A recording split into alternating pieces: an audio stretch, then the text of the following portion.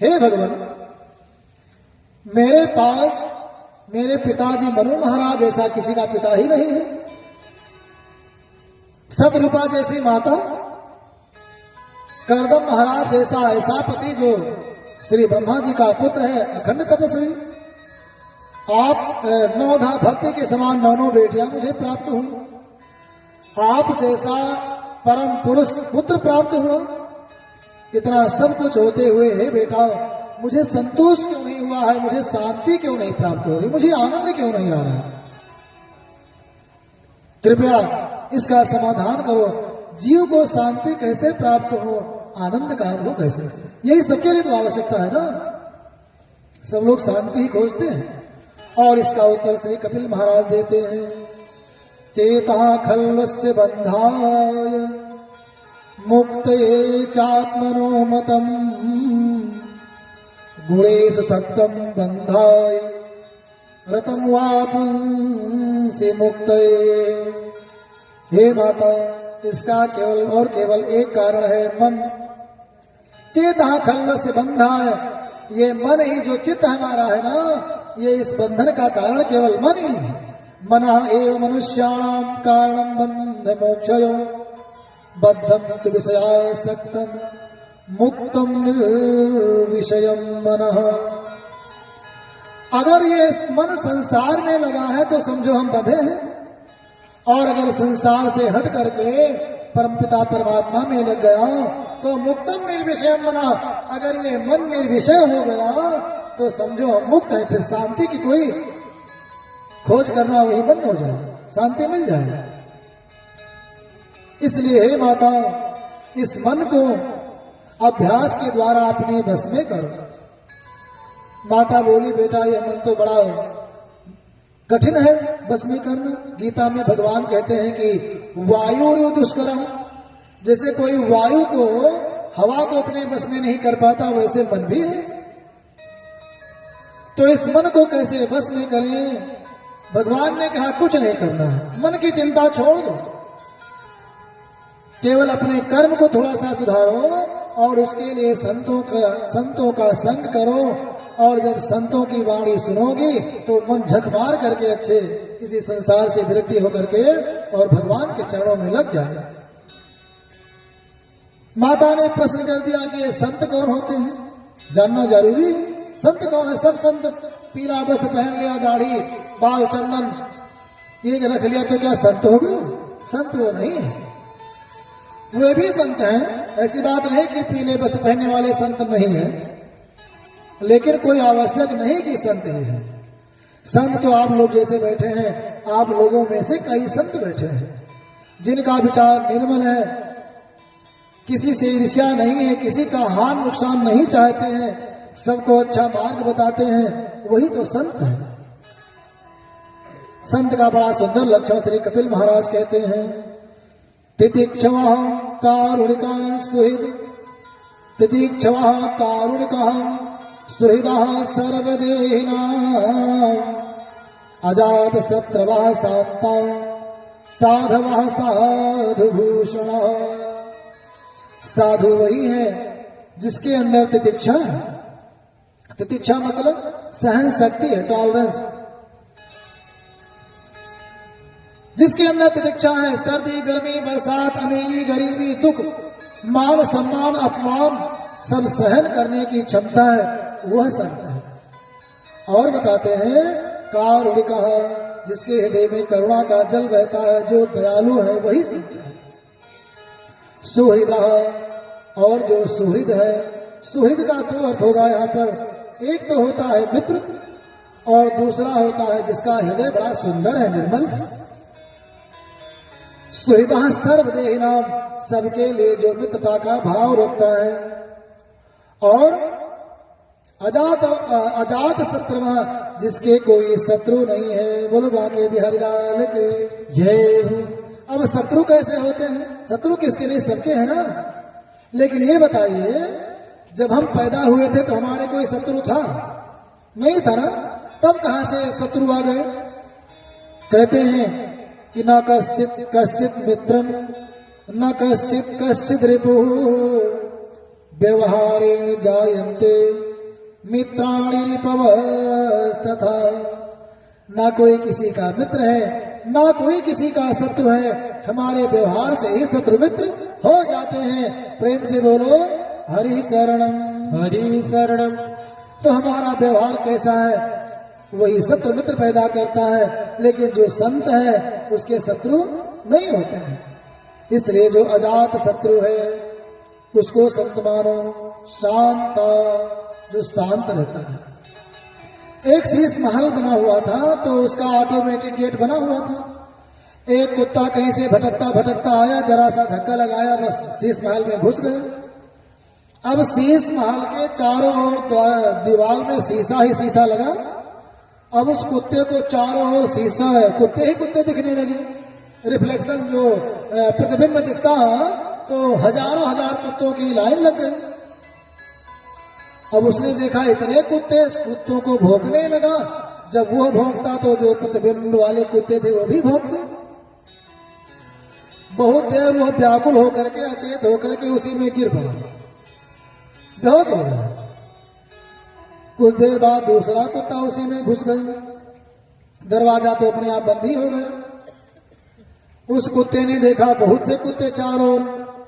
उसने क्या किया, बड़े प्रेम से चूं चूं चूं चूं किया और पूंछ हिलाते हिलाते सब कुत्तों से मिलने लगा। जब ये पूंछ हिलाता तो सारे कुत्ते पूंछ हिलाते। इसका प्रेम व्यवहार जो प्रतिबिंब में दिखाई पड़ता, इसको लगा सब मुझे प्यार कर रहे हैं। आराम से घंटा 2 घंटा रहा। कोई व्यक्ति आया, दरवाजा खोला, आराम से बाहर निकल करके भाग गया। तो एक कुत्ता वो है जो दूसरे कुत्तों को देखकर भौंक करके व्याकुल होकर के मर गया, और दूसरा यह है जो सबके साथ प्रेम व्यवहार के साथ रह करके आराम से निवास किया। तो हमारा व्यवहार ही हमें शत्रु मित्र हमारे लिए पैदा करता है। इसलिए सदा अपने व्यवहार को सुंदर रखो। जो शांत है वह साधु है।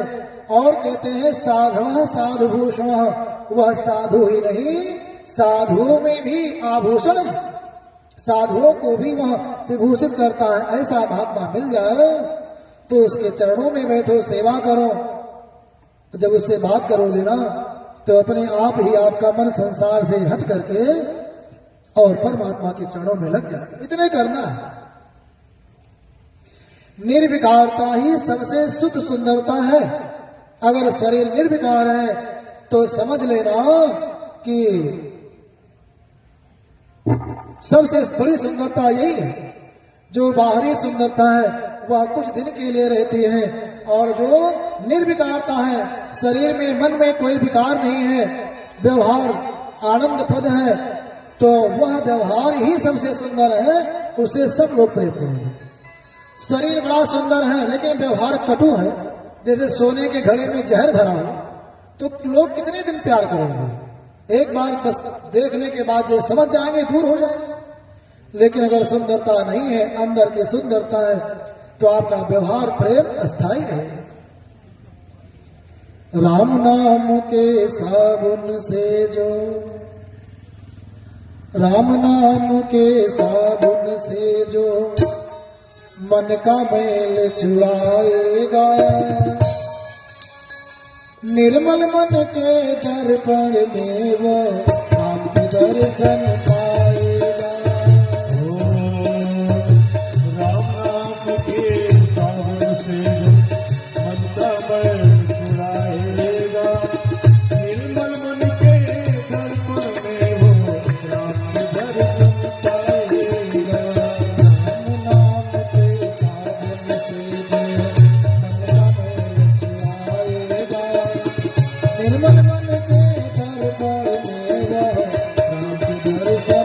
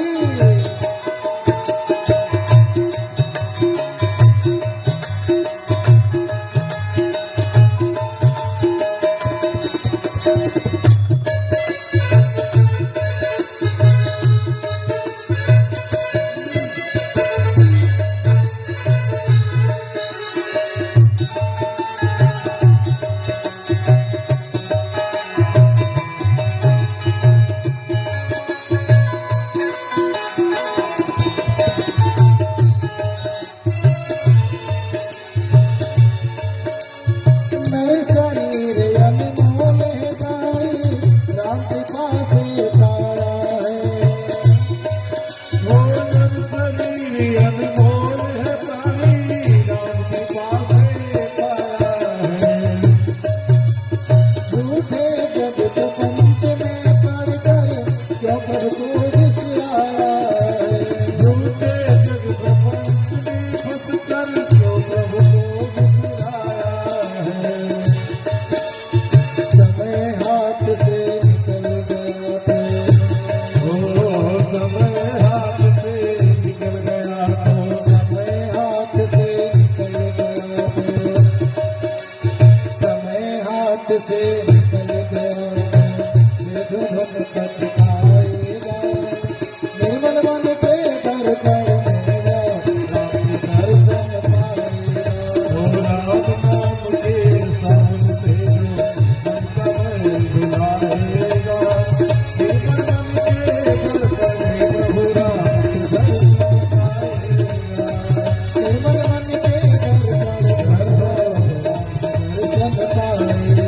और निर्मल मन के दर पर प्रभु राम दर्शन पाएगा।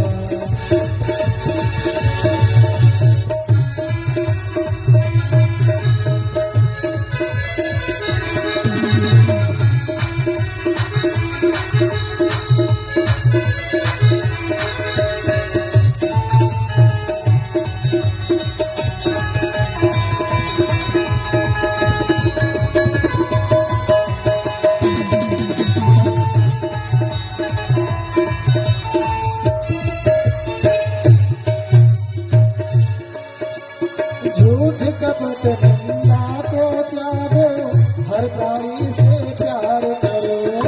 झूठ कपट निंदा को त्यागो, हर प्राणी से प्यार करो। झूठ कपट निंदा को त्यागो, हर प्राणी से प्यार करो। झूठ कपट निंदा को त्यागो, हर प्राणी से प्यार करो। घर पर आए अतिथि कोई तो यथा शक्ति सत्कार करो। घर पर अगर अतिथि आए तो यथाउचित सत्कार करो। क्योंकि